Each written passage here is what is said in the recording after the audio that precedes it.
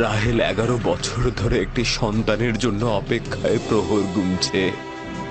আজকে ইয়াকুব ও তার পরিবারকে নির্বংশ করে দিন হে মহান ইস্তার।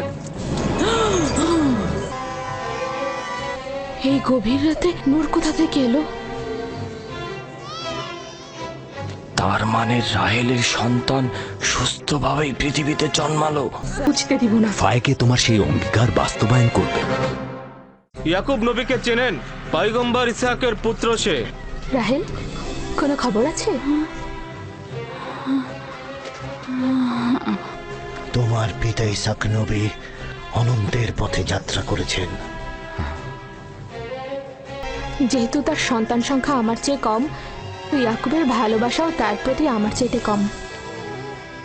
এটা তো পরিষ্কারই, তারা দুজন বোন। আমার পক্ষে কি আর কথা বলবে? তুমি জানো, আর তোমাকে আমি সুসংবাদ দিচ্ছি যে ভবিষ্যতে তুমি অনেক উঁচু মাকামে পৌঁছাবে, আর ভবিষ্যতে তুমি তোমার ভাইদের নেতৃত্ব দেবে। ইয়াকুব আমাদের সন্তানদের নেকড়ের ন্যায় দেখেছে। এই ক্ষোভকে তুমি ভালো বুঝছো? যেসব নেকড়ে ইউসুফকে ছিন্ন ভিন্ন করেছে সেসব মন্দ নেকড়ে নয়। হতে পারে বাচ্চারাই এ কাজ করবে, বাচ্চারাই করবে। প্রিয় হে পরওয়ারদিগার, ফায়েকের রূহকে নেককার রূহদের সঙ্গে ও আপনার বন্ধুদের সঙ্গে পুনরুত্থান করুন।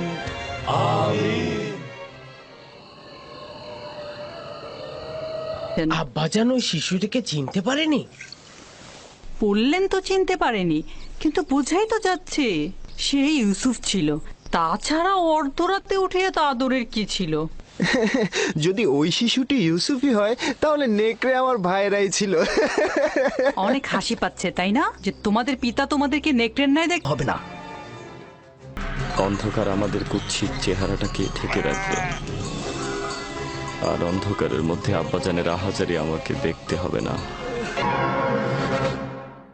অবশ্যই বিশ্বাসী ইউসুফ হবে।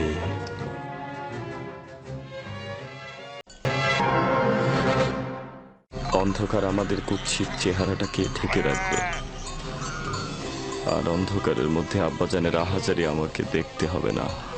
খোদা তাআলার এটাই ইচ্ছা, তুমি হবে বান্দাদের নাজাতের প্রতিনিধি। এই কাফেলার সঙ্গে দূরের কোনো দেশে চলে যাবে। তাহলে আমার আব্বাজানের কি হবে?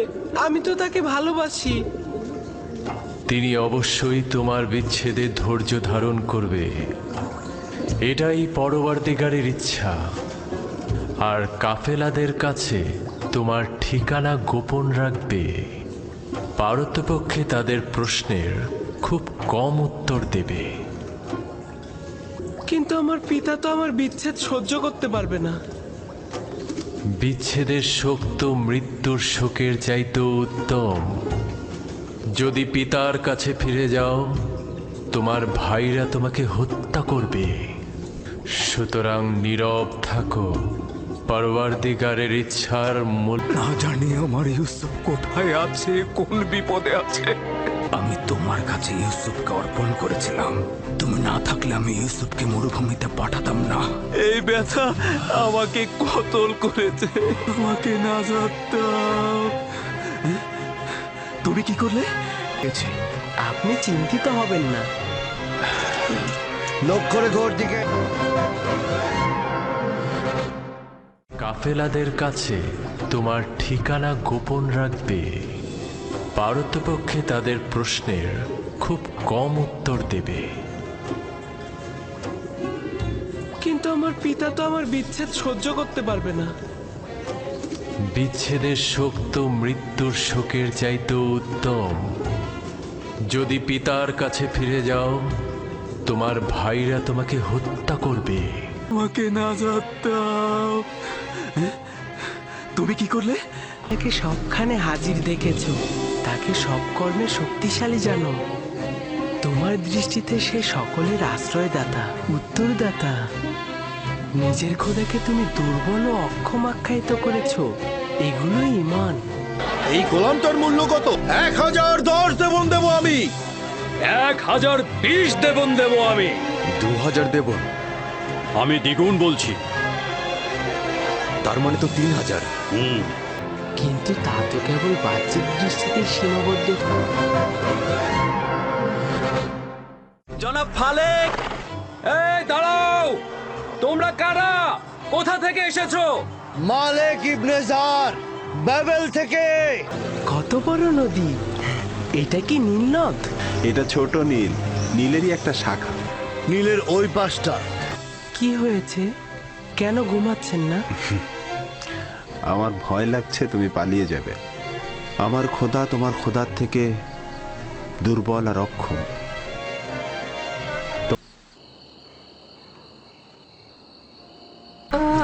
যদি অনুমতি প্রদান করেন তাহলে তার জন্য একটা মিশরীয় নাম নির্বাচন করি। ওকে আমি তোমার জন্যই নিয়ে এসেছি। যদি অনুমতি প্রদান করেন তো ইউসুফের জন্য একটা মিশরীয় নাম প্রস্তাব করতে পারি। কি নাম? তোমার এক খোদার কসম দিচ্ছি, তোমার পরিচয় দিয়ে আমাকে শান্ত করো। তুমি অবশ্যই খোদাবন্দের কাছে প্রতিজ্ঞা করবে, এই কথা কাউকে বলবে না। আমি ইউসুফ ইবনে ইয়াকুব ইবনে ইসহাক ইবনে ইব্রাহিম। তুমি এক আবেদন করছি, লেনদেনের তাগাদ করব। বিক্রয় করবার পূর্বেই তোমাদের এটা চিন্তা করা উচিত ছিল। এখন অনেক দেরি হয়ে গেছে। আমরা ইউসুফকে বিক্রি করব না, আর ওকে ছাড়া এখান থেকে যাবও না। তুমি আমার খোদাকে সবখানে হাজির দেখেছো, তাকে সব কর্মে শক্তিশালী জানো। তোমার দৃষ্টিতে সে সকলের আশ্রয়দাতা, উত্তরদাতা। নিজের খোদাকে তুমি দুর্বল ও অক্ষম আখ্যায়িত করেছো। এগুলোই ঈমান। এই গোলামটার মূল্য কত? 1010 দেবন দেবো আমি। 1020 দেবন দেবো। নিজেদের ভেতরের সৌন্দর্য দেখতেই অন্তর্চক্ষু দরকার। এখানে তোমার সত্তার উপস্থিতিতে তারা মূর্তিমান হয়ে গেছে। কিন্তু তা তো কেবল বাহ্যিক দৃষ্টিতেই সীমাবদ্ধ থাকে। তার জন্য মঙ্গল হবে।